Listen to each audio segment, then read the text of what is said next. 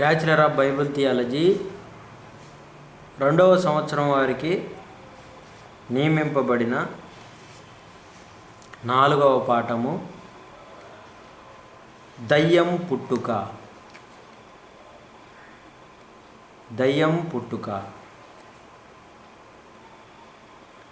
ఈరోజు భూమి మీద ఉన్న మనుషులపైన 2 శక్తులు ప్రభావం ఉంటుంది. అది ఒకటి దైవశక్తి, 2 దుష్టశక్తి. ఈ దైవశక్తి దుష్టశక్తుల మధ్య మానవ జీవితము పోరాటంతో జరుగుతుంది. అదే దైవశక్తికి లోబడితే మనిషి భూమి మీద తేలికగానే జీవనం సాగిస్తాడు. దేవుని శక్తి ప్రభావంతో పోరాటం ఎక్కువగా చేయాల్సి వస్తుంది. దేవుని శక్తి ప్రభావం మన మీద ఉంటే మాత్రం బహు వేదనలు, కష్టాలు, శ్రమలతో జీవితం కొనసాగించవలసి ఉంటుంది. ఆ తర్వాత చనిపోతే నిత్య జీవం. దుష్టశక్తి ప్రభావం లోబడిన మనుషులు ఈ భూమి మీద అన్ని సుఖాలుగానే ఉంటారు, కానీ చచ్చిపోతే నరకానికి వెళ్ళిపోతారు. అది కనుక దుష్టశక్తి ఈరోజు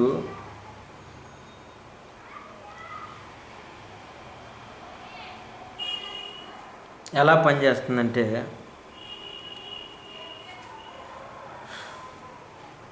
దేవుని శక్తిని తెలుసుకోనివ్వకుండా చేస్తుంది. దేవుని గురించి తెలిపే గ్రంథములు మరి మనుషులు, ముస్లింలు, హిందువులు, బౌద్ధులు ఇలా ప్రతి ఒక్కరూ వాళ్ళు అనుకున్న దేవుణ్ణి పూజించాలి, మెప్పించాలి అని, ఆ దేవుడు ఆశీర్వాదాలు ఎలా పొందాలి అనే విషయాల్లో వాళ్ళ గ్రంథాలు ఉన్నాయి.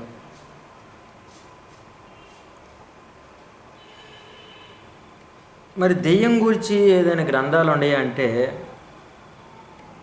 దయ్యం గురించి గ్రంథాలు లేవు, కానీ అదేం చేసిందంటే వీళ్ళు ఏదైతే దైవ గ్రంథాలని ఎన్నుకున్నారో ఆ గ్రంథాల్లోనే వాళ్ళని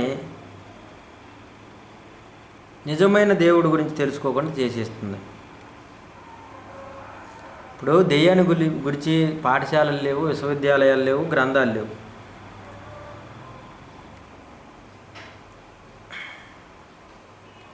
అందుకే దానిని గురించి తెలుసుకోవటం చాలా కష్టం. దేవుని గురించి తెలిసే గ్రంథాలు కొన్ని ఉండేవి కాబట్టి ఏదో తాత్కాలికంగా కొంత తెలుసుకుంటారు, బైబిల్ని బట్టి పూర్తిగా తెలుసుకోవచ్చు. కానీ ఈ దెయ్యం గురించి ఏ పుస్తకాలు లేవు కదా, లేనప్పుడు ఎలా తెలుసుకోగలరు? చాలా కష్టం. మళ్ళీ ఇంకా దయ్యం అంటే అది ఆత్మ, అది కంటికి కనిపించని ఒక ఆత్మ.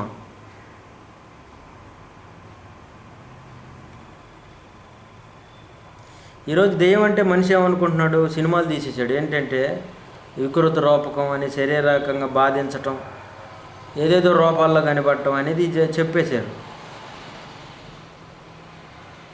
అసలు దయ్యం గురించి ఒక రాసిన గ్రంథాలు లేవు కాబట్టి మనిషి ఏదంటే ఇంకా అదే ఊహించుకోవటం, అదే ఖాయం అనుకోవటం మనిషి ఈరోజు చేస్తున్నాడు. మరి దెయ్యం గురించి తెలిపే గ్రంథాలు లేనప్పుడు మనకి ఎలా తెలుస్తుందంటే,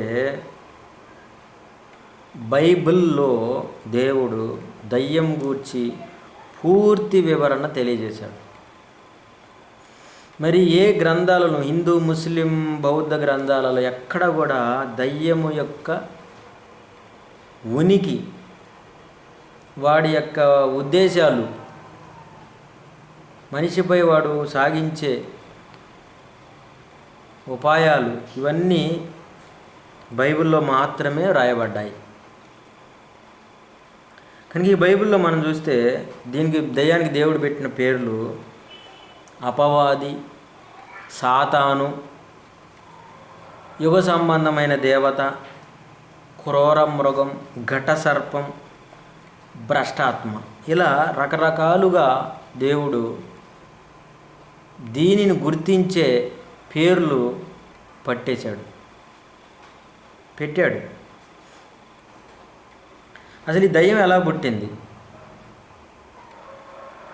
దీన్ని పుట్టించింది ఎవరు? దాన్ని పుట్టిస్తే దానికి దయ్యంగానే పుట్టించాడా, లేకపోతే అది ఎలా ఏమైనా మారిందా? ఇది కూడా బైబిలే చెప్తుంది. అందుకే బైబిల్లో రాయబడింది, ప్రకటన 2:24 దేవుడు చెబుతున్నాడు, ఈ బోధన అంగీకరింపక సాతాను యొక్క గూఢమైన సంగతులను ఎరుగమని చెప్పుకొను వారందరితో నేను చెప్పునదేమనగా.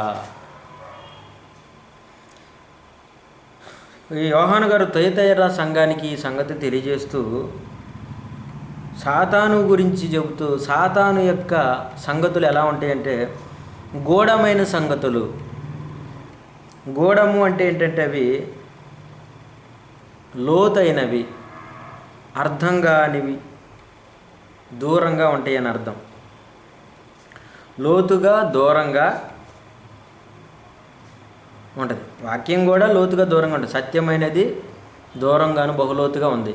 ఈ సత్యం అనేది ఎలా దూరంగా లోతుగా ఉంది, ఈ దెయ్యం గురించిన సంగతులు కూడా లోతుగా దూరంగా ఉంటాయి, అంటే గూఢంగా ఉంటాయి అన్నాడు. మరి ఆ గూఢంగా ఉన్న సంగతి ఏంటి సాతాను గురించి? అది వాక్యమే తెలపాలి మనకి. మనం లోతుల్లోకి వెళ్ళి ఆలోచిస్తే ఏమర్థం అవుతుందంటే, ఈరోజు మనుషులు అనుకున్న సాతాను రూపాలు కాదు మనకు కనపడేది. ఈరోజు మనుషులు ఏమనుకుంటాడు, దెయ్యం అంటే తెల్ల చీర కట్టుకుంటుంది, శ్మశానాలలో తిరుగుతుంది, వికృత రూపకంగా ఉంటుంది, కాళ్ళు వెనక్కి తిరిగి ఉంటాయి, గోళ్ళు పెరిగి ఉంటాయి,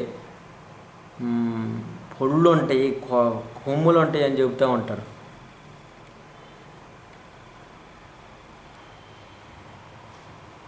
దయ్యం ఎక్కడ ఉంటుంది,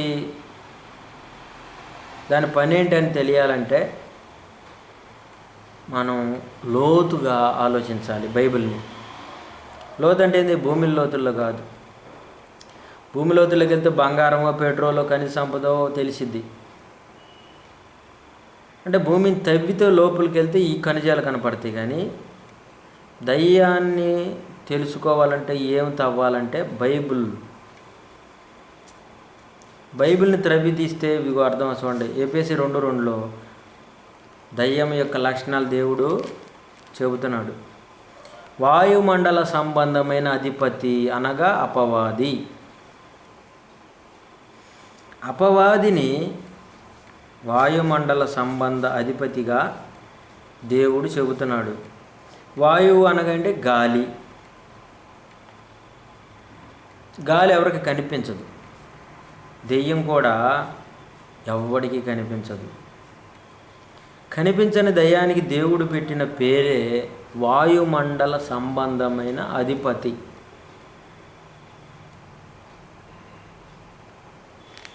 అంటే దెయ్యం అనే దానికి శరీరం లేదు, కాళ్ళు లేవు, వెనక తిరగటాలు లేవు, కొమ్ములు లేవు, పళ్ళు లేవు, తెల్ల చీరలు కూడా లేవు. శరీరం ఉంటే కదా చీర కట్టేది. శరీరం ఉంటే కదా చీర కట్టేది. కనుక శరీరం లేదు కాబట్టి ఇప్పుడు ఇదేం చేస్తుందంటే ఆత్మ కదా మనుషులలోనికి, హృదయాల్లోనికి పోయి మనుషుల యొక్క మనస్సులను ప్రేరేపించేదే దయ్యం. అసలు ఈ దయ్యం యొక్క ప్రారంభం ఏంటి, అలా ఎలా ఎలా ఎలా ఉంది చూద్దాం. ప్రకటన 12:7 అంతటా పరలోకమందు యుద్ధము జరిగెను. మిఖాయేలును అతని దూతలను ఆ ఘట సర్పముతో యుద్ధం చేయవలనని ఉండగా. ఇక్కడ పరలోకములో ప్రధాన దూత అయిన మిఖాయేలు దేవుని దూతలు, అపవాది సాతానను పేరు కలిగిన ఆది ఘట సర్పం మధ్య యుద్ధం జరిగింది. అపవాది ఎక్కడుందంటే పరలోకంలో ఉండేది ఒకప్పుడు. అయితే దేవుని మాట వినకపోవటం వల్ల అది దయ్యంగా మారింది. ఎదురు తిరిగి తన పక్షాన ఎంతోమందిని తయారు చేసి దేవునితోనే యుద్ధానికి దిగాలని సిద్ధమైంది. ఒకప్పుడు ఎక్కడుందో చూస్తే దేవుడున్న లోకంలో దయ్యం ఉండే. చూడండి, హెచ్కేలు 8:14-17 ఈ సందర్భాన్ని మనం చూసినట్లయితే ఆశ్రయముగా ఉన్న కెరూబు అనే అపవాదిని గురించి ఇక్కడ హెచ్కేల్ గారు మాట్లాడాడు. ఆశ్రయముగా ఉన్న కెరూబు అంటే ఇక్కడ అపవాది ఒకప్పుడు పరలోకములో ఉండేది, దయ్యంగా మారకముందు దేవదూతగా ఉండేది. దానికి కిరీటము పెట్టి ఒక ప్రత్యేకమైన స్థానాన్ని దేవుడు కల్పించాడు. ఇదంతా అపవాదిగా మారకముందు ప్రధాన దూతగా దేవుని చేత నియమించబడి అధికారం కలిగిన దానిగా పరలోకంలో ఒకప్పుడు ఉండేది దెయ్యంగా కాక దేవదూతగా, దేవుని యొక్క ప్రధాన దూతగా ఉండేది. మరి ఈ దేవదూతలు అసలు ఎలా పుట్టాయంటే కీర్తన 148:5 వచ్చింది. యెహోవా ఆజ్ఞనీయగా దేవదూతలు పుట్టాయి. దేవదూతలు ఎలా పుట్టాయంటే దేవుడు ఆజ్ఞనివ్వగా దేవదూతలు పుట్టాయి. అంటే దేవుని ఆత్మతో పుట్టిన వాళ్ళే మనుషులు, దేవుని మాటతో పుట్టిన వాళ్ళు సేవకులు. అంటే దేవదూతలందరినీ మనుషులైన మనకి సేవ చేయడానికి దేవుడు కోటాను కోట్ల మంది దేవదూతలని కలిగించాడు. ఈ కలిగించిన దేవదూతల్లో వాళ్ళకి కేటగిరీస్ ఉండేవి అన్నమాట, పదవులు, అధికారాలు. అంటే వారిలో కొంతమంది ప్రధానులు ఉండేవారు, తర్వాత కొంతమంది అధికారులు ఉండేవారు, కొంతమంది కెరూబులుగా, సెరాపులు, ఇలా రకరకాల పేర్లను, అధికారాలను కలిగిన దేవదూతలు పరలోకంలో ఉన్నవి ఒకప్పుడు ఉన్నారు. అంటే దేవుడు దెయ్యాన్ని పుట్టించారా అంటే దేవదూతలను పుట్టించాడు. దేవదూతలుగా పుట్టినటువంటివే కొన్ని దయ్యాలుగా మారటం జరిగింది. దేవదూతగా ఉన్నదానికి ఒక దురాశ పూరిత పాపపు ఆలోచన రావటం వల్ల అది దెయ్యంగా మారింది. ఒక ఉన్నతమైన స్థితిలో ఉన్న దేవదూతకు ఎప్పుడైతే ఒక పాపపు ఆలోచన వచ్చిందో విస్తారమైన వర్తకము లోపల దురాలోచనలు చేయటం ప్రారంభించింది. ఏమని ఆలోచించిందని మనం చూస్తే అక్కడ దేవుడు ఏమన్నాడు హెచ్కెల్లో, పాపము నీ యందు కనబడు వరకు యథార్థంగా ఉన్నావని దేవుడు అపవాదిని గురించి చెప్పాడు. ఎక్కడ హెచ్కెల్లో నీ యందు పాపం అంటే దేవదూత అయిన ప్రధాన దూత యందు ఏ పాపం కనపడిందంటే యెషయా 14:12-15 వరకు, యెషయా 14:12-16, దేవుని నక్షత్రాలకు పైగా నా సింహాసనమును ఇచ్చింతును, మహోన్నతుడితో నన్ను సమానునిగా చేసుకుందును అని నీ మనసులో అనుకుంటేవి కదా, నీవు పాతాళంలో నరకంలో ఒక మూలకు త్రోయబడితివే. అంటే దేవుడు కూర్చున్న సింహాసనంతో సమానంగా తన సింహాసనాన్ని హెచ్చించుకొని దేవుడు అంతటి స్థానాన్ని పొంది ఆయనతో సమానంగా చేసుకోవాలి అని అనుకుందనమాట. అప్పుడు దేవుడు పాతాళంలో మూలకు దోసి పారేశాడు దాని దూతల్ని. దాని పక్షాన్ని కొంతమంది వచ్చేశారు. దేవుని నక్షత్రాలపైగా సింహాసనం హెచ్చించుకుంటానని అనుకుంది. దేవుని నక్షత్రాలకు పైగా అంటే దేవుని పిల్లలు అనమాట. దేవుని పిల్లల పైన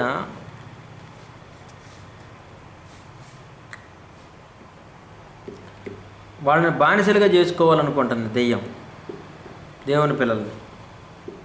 అంటే దేవుడు తన పిల్లల్ని నక్షత్రాలతో, ఆకాశమంది జ్యోతులతో పోల్చాడు కాబట్టి బుద్ధిమంతులైన వారిని కూడా, కాబట్టి ఇలాంటి వారిని తనకు బానిసలుగా చేసుకోవాలనుకుంది, దురాలోచన చేసింది. ఇంకేముంది, మహోన్నతునితో సమానంగా చేసుకోవాలనుకుంది. కాబట్టి పరలోకంలో ఇలా హెచ్చించుకోవాలని ఎప్పుడైతే అనుకుందో దేవుడు గమనించేశాడు. మనసులో అనుకున్నప్పుడే దాన్ని అవతలకి తీసేయటానికి నిర్ణయం చేశాడు. ఒక సైన్యాన్ని ఏర్పాటు చేసుకుంది. అప్పటికి అది పరలోకంలో చీలికని తీసుకొచ్చింది, మరి దేవునిపై తిరుగుబాటు చేసింది. అందుకే పరలోకంలో ఏం జరిగింది, యుద్ధం జరిగింది. మిఖాయేలును అతని దూతలో ఆ మహాగఢ సర్పంతో యుద్ధం చేశారు. ఎప్పుడైతే అది ఓడిపోయిందో పాతాళంలో నగాధంలోకి త్రోయబడింది. ఎందుకు అపవాది ఇలాంటి ఆలోచనలు ఎందుకు చేసింది అంటే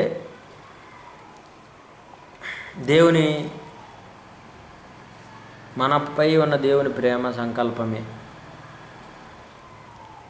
మనకిస్తానన్నటువంటి సింహాసనాన్ని మనకు దక్కకుండా చేయాలన్నదే ఈ దెయ్యపు ఆలోచన. హెబ్రీ 1:14 దేవుడి ఉద్దేశం ఏంటంటే రక్షణను స్వాస్థ్యం పొందబో వారికి పరిచారం చేయటిగా పంపబడిన సేవకులైన ఆత్మలు దేవదూతలందరూ కూడా తన కుమారులైన భూమి మీద మనుషులకు పరిచారము, సేవ చేయాలి. అందుకోసం ఆయన ఏం చేశాడు? ఎబ్రీ 2:5 ఆ రోబో లోకమును దేవుడు దూతలకు లోపరచలేదు. లోబడి ఉండవలసిందే తప్ప లోపరుచుకునే శక్తి దేవుడు దూతలకి ఇవ్వలేదు. లోబడినంత వరకు ఆయన శక్తిలో ఉంటారు. లోపరుచుకోవాలనుకున్నప్పుడు ఆయన చేత తోసివేయబడతారు. ఈ సంగతిని తెలుసుకున్నటువంటి అపవాది ఏం చేసిందంటే ఎన్నో దురాలోచనలు చేసేసింది. ఆ దేవుడి పిల్లలైన మనుషుల కంటే తనను ఎక్కువగా హెచ్చించుకోవాలనుకుంది. అందుకే దేవుడు ఏం చేశాడంటే ప్రధాన దూత అయిన మిఖాయేలు ద్వారా దాన్ని ఓడించేయమని పంపించేశాడు. ఇంకప్పుడు ప్రకటన 12:7-12 అంతటా పరలోకమందు యుద్ధం జరిగేను. ఆ ఘట సర్పం దాని దూతలు యుద్ధం చేసిరు కానీ గెలవలేకపోయారు కనుక పరలోకమందు వారికి స్థలము లేకపోయాను. పరలోకంలో జరిగిన యుద్ధంలో అపవాది దాని అనుచరులు ఓడిపోయారు. దేవుని తరపున ఉన్న ప్రధాన మిఖాయేలు వాళ్ళు గెలిచారు.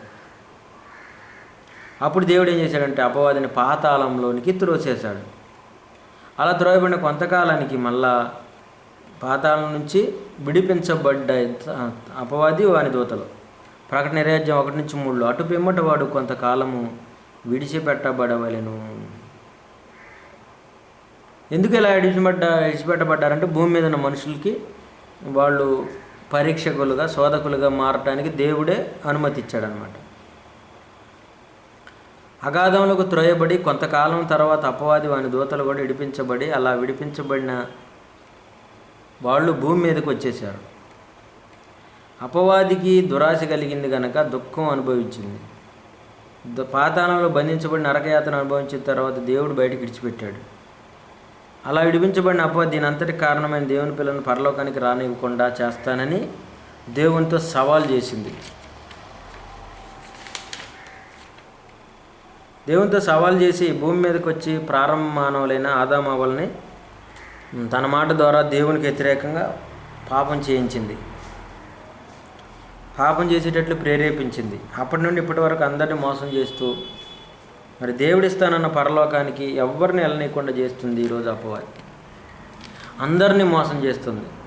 దేవుడిస్తానన్న పరలోకానికి ఎవరిని వెళ్ళనీయకుండా చేస్తుంది. చూసారా? కాబట్టి మనిషి ఈరోజు దేవుడిని ఎరగకుండా నరకానికి జారిపోతున్నాడు అంటే కారణం అపవాది. జకరియా 3:1-2 సాతాను ఫిర్యాది అయి ఉన్నాడు. ఎందుకు ఫిర్యాదు అంటే? నిందలు మోపేవాడు. నిందలు మోపేవాడుగా అపవాది ఎక్కడున్నాడు? పరలోకంలో. దేవుని బిడ్డలైనటువంటి వారిని దేవుని భయభక్తులుగా బతికే వాళ్ళ మీద నేరాలు మోపి నిందలు వేసి వాళ్ళకున్న విశ్వాసాన్ని చెడగొట్టాలి, వాళ్ళని దేవుని నుండి పక్కకు తొలగించాలన్నదే దయ్యం యొక్క ఆలోచన. అందుకే హబక్కూకు 1:14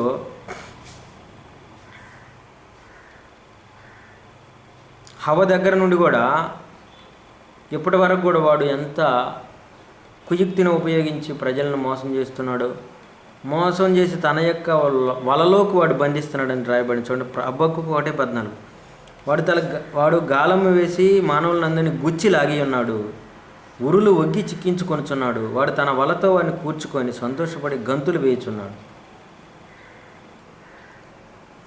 మనుషులలో కొందరినైనా అంటలేదు ఇక్కడ. వాడు మానవులందరినీ ఏం చేశాడు? గాలం వేశాడు. ముందు గాలం వేసాడంటే వాడు మనిషికి ఆశలు దురాశలు చూపిస్తాడనమాట. అది గాలం అంటే. దేవుడు అర్థం కాకుండా సాతాను గుడ్డితనం కలుగు చేస్తాడు. కాబట్టి మనుషులందరూ కూడా ఈ గాలపు ఎర్రలో గుచ్చుకుంటున్నారు. అపవాది వేసిన గాలానికి గుచ్చుకుంటున్నారు.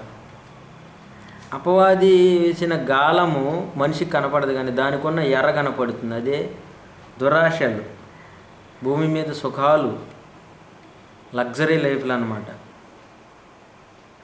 కాబట్టి మనుషుల్లో అందరూ కూడా ఈ యొక్క గాలానికి గుచ్చుకొని అపవాది యొక్క చిచ్చులో ఇరుక్కున్నారు. ఇక దేవుని ప్రేమించే వాళ్ళు ఎవరు లేరు. అందరూ సాతాన్ని ప్రేమించేవారే. ఇక సాతాను ఉపయోగించే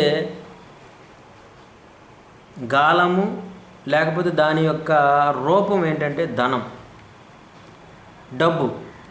హవ్వకు పండు రూపంలో కనిపించింది ఆ రోజు.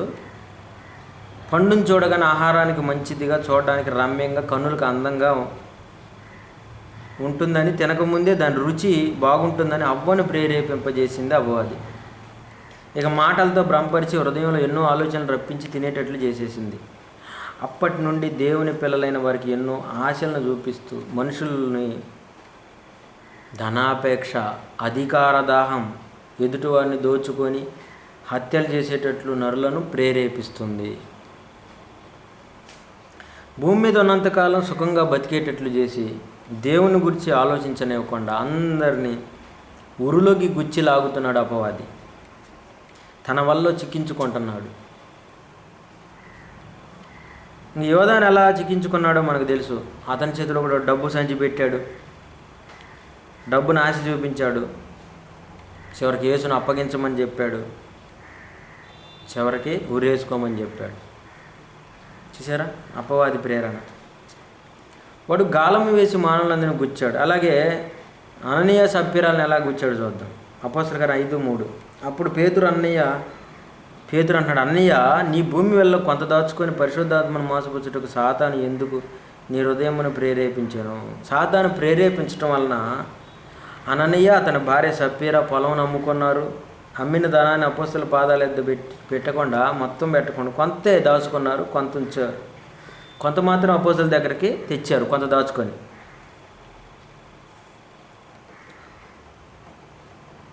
దయ్యం మనల్ని భయపెట్టాడు.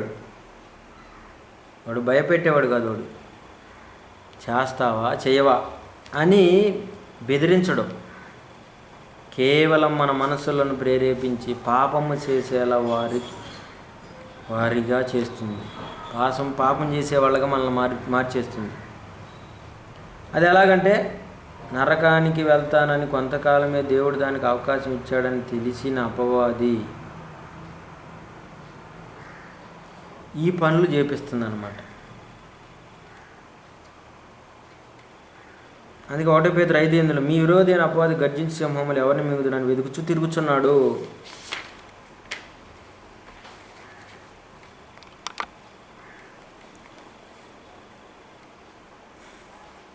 ఎవరిని మింగాలండి? అంటే యథార్థవంతులు, దేవుని కోసం బతికే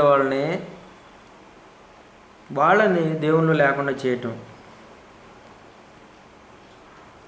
అందరూ చెడిపోయేటట్టు చేసింది. అందరిని వలవేసి అందరిని చిక్కించుకుంది. దాని తర్వాత అది సంతోషిస్తూ గంతులు వేస్తున్నాడు. గంతులు వేసాడంటే మనుషులందరూ దాని యొక్క తంత్రాల్లో పడిపోయారని అర్థం. ఇంకెవరైనా ఉన్నారేమో అని ఇంకా తిరుగుతూనే ఉన్నాడు వాళ్ళలో చిక్కించుకోవాలని. అందుకే వాడు వేసే గాలాలు, ఎర్రలు ఎలా ఉంటాయి చూడండి. 2 Corinthians 2:11 సాతాను తంత్రం మనం ఎరుగని వారము కాము. ఇక్కడ సాతానిక తంత్రాలు తెలుసుకోవటం అంటే అది సామాన్యమైన పని కదా అంటున్నాడు. పరలోకానికి వెళ్ళనీయకుండా మనిషిని నరకానికి నడిపిస్తుంది. తంత్రాలు ఎక్కడ ఉన్నాయి అంటే బైబిల్లోనే. ఆదికాండం నుంచి ప్రకటన గ్రంథం వరకు రాసిన వ్యవహారం వరకు ఎందరినో, మరి ఆ గ్రంథాల మన అందరినో మోసగించింది, ఓడించింది. అలాంటి చరిత్రను దేవుడు మన కళ్ళ ముందు 66 పుస్తకాలు రాయించాడు. దీన్ని చదివి మనం ఏం తెలుసుకోవాలంటే, సాతాను ఎవరిని ఏ విధంగా దెబ్బ కొట్టింది, హవను ఎలా మోసం చేసింది, యోధాను ఎలా దారి తప్పించింది, దావీదును ఎలా మోసం చేసింది, సొలొమోన్ని ఎలా మోసం చేసింది, ఇలా అవన్నీ 66 పుస్తకాల్లో మనం చదివితే తెలుస్తుంది. ఈ సాతాను తంత్రాలు తెలుసుకున్నవాడు అపవాదిని ఓడిస్తాడు, గెలుస్తాడు. మరి ఆ సాతాను తంత్రాలు ఏంటి చూస్తే 1 Yohana 2:16 లోకములో ఉన్నదంతయు అనగా శరీరాశయు, నేత్రాశయు, జీవపుడమ్ము నీ తండ్రి వలన పుట్టినవి కావు. అంటే నేత్రాశ, శరీరాశ, జీవపుడమ్ము ఈ మూడింటితోనే ఈ భూమి మీద ఉన్న మనుషులందరినీ కూడా అపవాది మోసం చేస్తుంది. అవ్వపై ఈ మూడింటిని ప్రయోగించింది. ఆహారమునకు మంచిది అంటే శరీరాశ.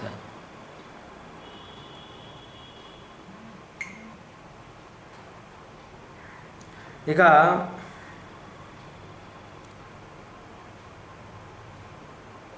నేత్రాలకు మంచిదంటే నేత్రాశ. తింటే దేవతల వల్ల అయిపోతారంటే అది జవడము. అంటే యేసుకి ఈ మూడింటిని చూపించి ఆకలేస్తే రాళ్ళు రొట్టెలుగా చేసుకొని తినమని శరీరాశ, కిందకు దూకు దోతలు వచ్చి పట్టుకుంటారంటే అది జవడము, లోకరాజ్యాలన్నీ నీకు ఇస్తానని నేత్రాశని చూపించింది. ఇలా ప్రతి మనిషిని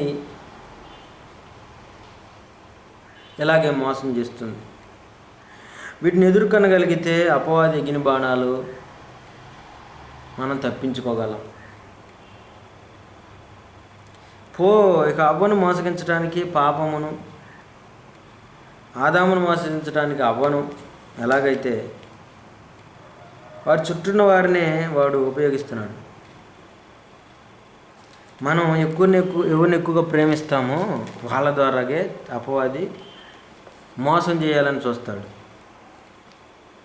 ఆ సందర్భాన్ని మనం చూస్తే మత్తయి 16:22లో యేసుప్రభు ప్రేమించిన శిష్యుడు, నువ్వు దేవుని కుమారుడు అని చెప్పినటువంటి ఒక శిష్యుడు 16:22లో ఏమంటున్నాడంటే, పేతురు ఆయన చేపట్టుకొని, ప్రభు అది నీకు దూరం అవును గాక, అది నీకు అన్నట్టు కలగదని ఆయన్ను గద్దెంపసాగాడు.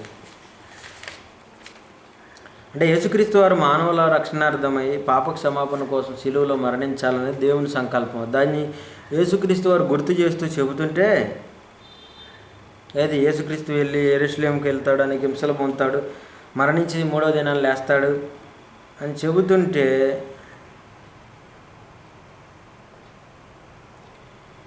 యేసు ప్రభువుతో పేతురు గారు ఏమంటున్నాడంటే, నీకు అది దూరం గాక అని చేయబట్టుకొని నీకు దూరం అగును గాక, ఎన్నడు కలగదని ఆయన గద్దెంపసాగాను. అంటే యేసు చేసే కార్యాన్ని అపవాది ఈ యొక్క పేతురులో దూరి ఆయన ప్రేరేపిస్తుంది. అది జరగకుండా ఉండాలని కోరుకుంటాను. అంటే మనుష్య రీతిగా ఆలోచించే ఆలోచన అపవాది పేతురికి ఇచ్చిందనమాట. మంచిగా మాట్లాడాడు కదా, ఆయన పక్షాన్ని ఆయనకి అనుకూలంగా మాట్లాడాడని మనం అనుకుంటాం, కానీ యేసు అలా అనుకోలేదు. దేవుని సంకల్పానికి వ్యతిరేకమైన మాట అన్నాడని పేతురు గారిని గద్దించాడు. ఎందుకంటే లోకానికి రక్షణ రానివ్వటం కోసం ఇక యేసుప్రభు వచ్చింది ఈ లోకానికి. అలాంటిది నువ్వు మరణించకుండా దూరంగా ఉంటే, నీకు అది మరణం దూరం అయిపోతే రక్షణ ఎలా వస్తుంది? కాబట్టి అది వేసే పన్నాగాన్ని గమనించాలి. పేతురులో దూరి అలా అన్నప్పుడు పేతురు ఇక నువ్వు అతన్ని విడిచి వెళ్ళిపో అని పేతురుని గద్దించాడు యేసుప్రభు. అంటే మనుషులందరికీ ఏదో ఒక బలహీనత ఉంటుంది. ఆ బలహీనత ద్వారాగా అపవాది మనుషుల్ని మోసగించే ప్లాన్ వేస్తుంది అన్నమాట. 2 కొరింథీ 11:13-15లో ఏలైన గట్టివారు క్రీస్తు యొక్క అపోస్తలుల వేషం ధరించుకొని వారయ్యండి, దొంగ అపోస్తలులను మోసగాండ్రగు పనివారునై ఉన్నారు. ఇక్కడ అపవాది దొంగ అపోస్తలుల్ని మోసగాండ్రగు పనివారిని తయారు చేసింది. వీళ్ళు కూడా వేషం వేసుకునేటట్టు చేసింది. దొంగ అపోస్తలుల వేషం, అపోస్తలులు అని చెప్పుకోవటం, ఇంకా ప్రజలు నమ్మించడానికి అద్భుతాలు, స్వస్థత కూడికలు, రోగాలు పోతాయని, దయ్యాలు వెదలబడతామని, అంటే మాయ మాటలు చెప్పే బోధకులుగా, నీతి పరిచారకులుగా, పాస్టర్లుగా, ఇలాంటి రూపాల్లో క్రైస్తవుల్ని చూపిస్తుంది. ఈ క్రైస్తవులకి వీళ్ళని చూపించి వాళ్ళందరినీ తప్పుదోవ పట్టించేస్తుంది అపవాది. బోధకుల ద్వారా సమాజాన్ని పాడు చేయాలని దొంగ పరిచారకుల వేషం వేసుకొని వారి ద్వారానే తప్పుడు బోధలు చేయిస్తుంది అపవాది. క్రైస్తవ బోధకుల చేతే, పాస్టర్ల చేతే మోసం చేసేటట్లు చేస్తుంది, నరకానికి తీసుకెళ్తుంది. ఇది అపవాది లక్షణం. అపవాది పుట్టడానికి గల కారణం మనిషే. ఎందుకంటే పరలోకాన్ని దేవుడు దూతలకు లోపరచలేదు, తన పిల్లలైన మనుషులకు ఇస్తానని అనటమే ఆ మాటే పరలోకానికి ఎవరిని పొందనీయకుండా చేయాలని అపవాది కంకణం కట్టుకున్నాడు. అందరినీ దేవుని నుండి మాయం చేయుటకు ఎన్నో ఆశలను చూపించి మధ్యవర్తుల ద్వారా, బోధకుల ద్వారా బైబిల్లో లేని వాటిని బోధిస్తూ అందరినీ తనతో పాటే నిత్య నరకానికి తీసుకొని వెళ్తుంది అపవాది. కాబట్టి అపవాది తంత్రమును మనం ఎరుగని వారము కాము. విరోధి అయిన అపవాది గర్జించమని వెతుకుచూ తిరుగుచున్నాడు, జాగ్రత్తగా ఉండండి.